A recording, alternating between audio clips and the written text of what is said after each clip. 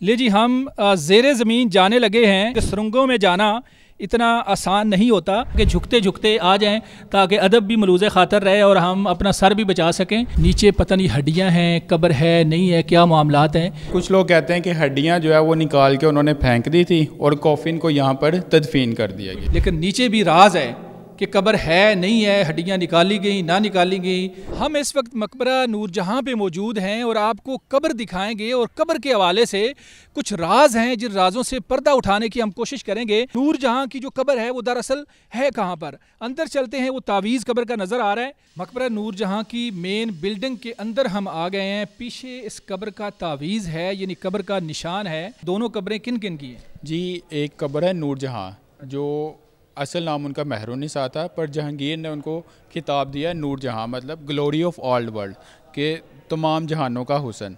और एक कब्र है उनकी बेटी लाडली बेगम, जो शेर अफगन में से थी। सुना है कि कब्र किसी और जगह पर है। बेसिकली जो कब्र है वो असल कब्र बेसमेंट में है, ये सिर्फ तवीज़ हैं। और जो असल कब्र थी इसकी रेस्टोरेशन की गई है 1912 में अजमल दहलवी ने, शेख अजमल दहलवी ने। जो असल जो सैनोपैथ थे उसके ऊपर सेमी प्रीशियस स्टोन्स लगे हुए थे, तो जो सिख दौर में स्टोलन कर लिए गए, चुरा लिए गए, और उसके बाद लोकल्स ने भी काफ़ी नुकसान पहुंचाया। चलें जी नाजरीन, हम आपको ले चलते हैं असल जहाँ पे कब्र है महरुन्निसा की, जिनको नूरजहां का खिताब दिया गया। उनके शोहर ने दिया, बादशाह सलामत ने दिया और नूरजहां कह दिया उनके हुसन की वजह से। तो हम चलेंगे नीचे।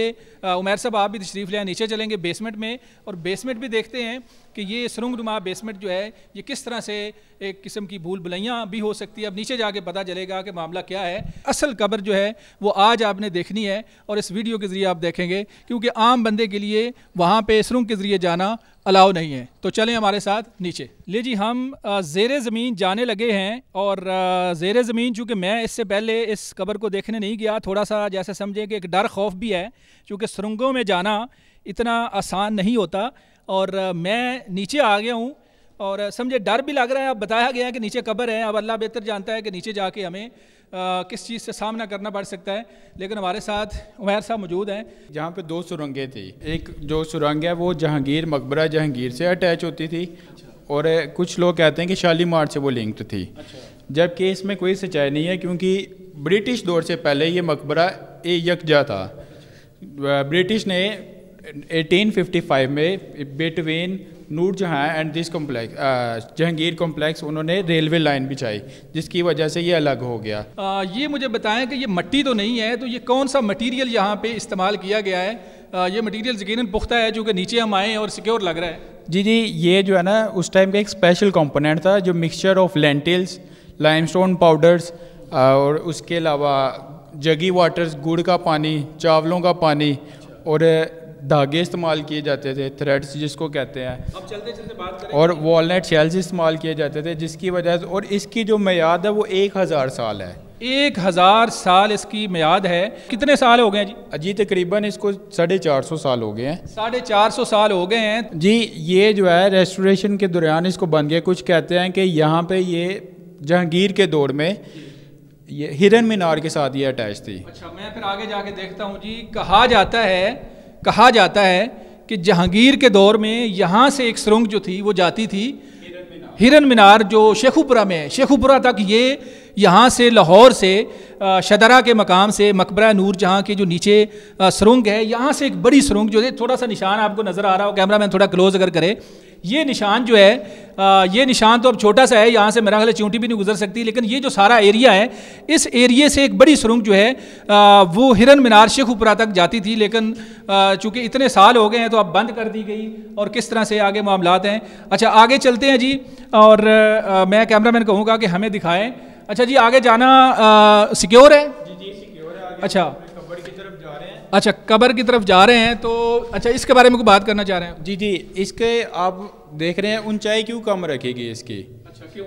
इसका रीज़न ये था कि नूरजहां ने इस वजह से इसकी ऊंचाई कम बनवाई कि जब कोई मुझे हाजिरी देने आए तो वो झुक के अंदर अदब से अंदर आए। अच्छा, अदब के लिए, ताकि अदब कोई करना चाहता है या नहीं, लेकिन ज़बरदस्ती अदब वाली बात है कि आपने आना है तो झुक के आना है।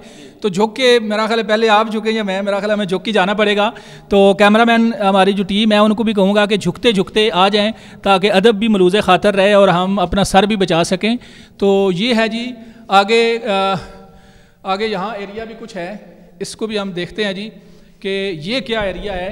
उमैर भाई उधर से अगर चल के आप आ जाएं तो ये जो लगाई गई हैं जंजीरें, तो जंजीरों के अंदर क्या कहानी है ये पूछेंगे। और एक मैं चीज़ बताना चाहूँगा आपको, उमैर भाई बताइएगा, या कैमरा मैन भी थोड़ा क्लोज कर दे, ये जो ऊपर से एक आ रही है सुरंग जी, ये कौन सी सुरंग है? जी बेसिकली ये मशरिक और मगरिब दोनों तरफ ये रोशनदान बनाए गए।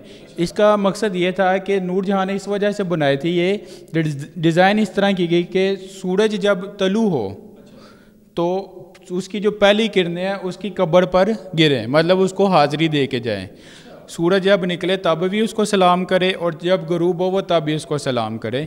और जब गरूब होता है सूरज तो इस तरफ से मगरिब की तरफ से आखिरी जो किरणें होती हैं वो उसकी कब्र पर आती हैं। कब्र को सुबह शाम किरणों की जो सलामी है वो लेने के लिए ये सुरंगें रखी गई।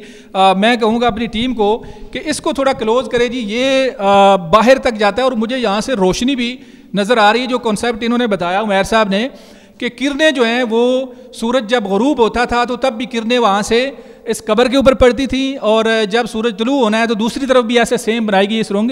तो सूरज दोनों तरफ से किरणें जो है वो उनका कॉन्सेप्ट था कि वो सलामी दें। अच्छा, ये जी जंजीरें लगाई गई हैं, ये जो एरिया है दिखाइएगा जी, ये एरिया, इस एरिया के बारे में बताएं कि ये एरिया कब्र की असल कब्र है। जी इसके नीचे जो है असल कब्र है, इसके मुतालिक जो है मिथ्स हैं, कुछ लोक कहानियाँ हैं कि नूरजहाँ और जहांगीर, नूरजहाँ की कब्र को जंजीरों के ज़रिए यहाँ पे ताबूत में लटकाया गया था। अच्छा।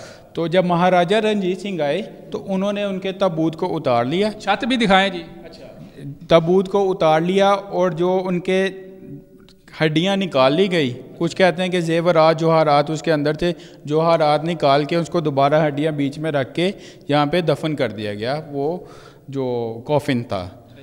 जबकि कुछ लोग कहते हैं कि हड्डियां जो है वो निकाल के उन्होंने फेंक दी थी और कॉफिन को यहाँ पर तदफीन कर दिया गया। ये यहाँ पे फिर गुजारिश ये है कि ये तो फिर एक राज है कि पता नहीं है कि यहाँ नीचे कब्र है नहीं है, एक निशान है कि तावीज़ ऊपर है, अब नीचे क्या है ये तो फिर अल्लाह ही जानता है। जी बिल्कुल ऐसे ही है, लेकिन निशान बनाया गया है कि यहाँ पे कब्र है। जी यहाँ पे नूरजहाँ और लाडली बेगम दोनों की कब्र है।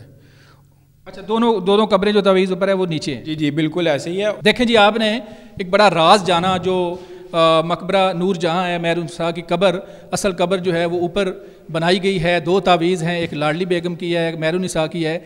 लेकिन अब पता चला कि ऊपर तावीज़ है, असल कब्र नीचे है। लेकिन नीचे भी राज है कि कब्र है नहीं है, हड्डियाँ निकाली गई ना निकाली गई, सोना या जो भी वहाँ पे थे, जो भी कीमती चीज़ें थी वो चुरा ली गई या नहीं की गई।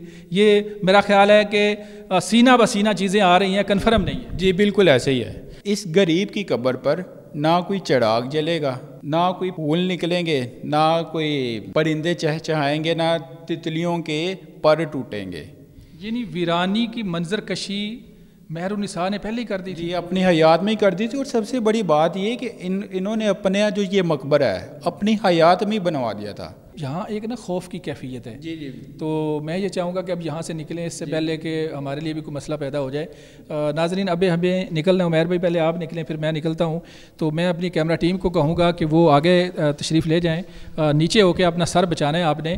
तो मैं भी आता हूँ बाहर, चूँकि यहाँ जो हमने राज़ों की बात की और जो हमने बात की कि ये नीचे पता नहीं हड्डियाँ हैं, कब्र है नहीं है, क्या मामलात हैं, तो ये बहरहाल इस तरह की चीज़ें हैं कि ऐसी जगहों पर बाज़ दफ़ा आपको खौफ की कैफियत का सामना होता है। अपने मेज़बान मनाज़र अली को इजाज़त दें। इस तरह के और भी जो तारीख़ी जगह हैं और इस तरह के जो राज हैं उनसे पर्दा उठाने की हम कोशिश करते रहेंगे। आपने हमारे साथ जुड़े रहना है। इजाज़त दें। अल्लाह हाफ़िज़।